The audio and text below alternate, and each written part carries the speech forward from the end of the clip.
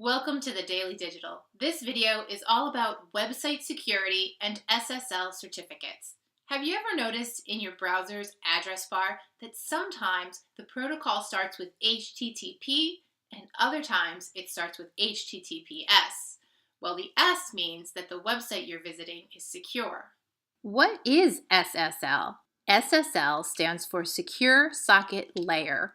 That means there's an encrypted link created between your web browser and the company's web server.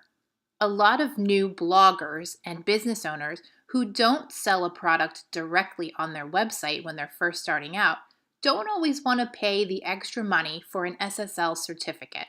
However, it's important to know that consumers demand protection, especially due to all the recent security hacks and privacy concerns. So, is that extra $100 a year worth it for website security?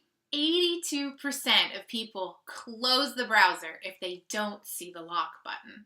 And if that isn't enough, Google Chrome notifies consumers that the site's not secure. To add security to your website, simply purchase an SSL certificate from the same company that your website is hosted with. I recommend my affiliate partner Bluehost for domains, hosting, and security because Bluehost gives you a free SSL certificate with your hosting plan, and hosting starts at a very deep discount. Oftentimes, it's just $3 or $4 a month. They're a company that is well known for both ease of use as well as great customer service if you need help. Once your SSL certificate is active, the next step is to make sure that you force HTTPS protocol across your domain. To do this, simply install the plugin Really Simple SSL.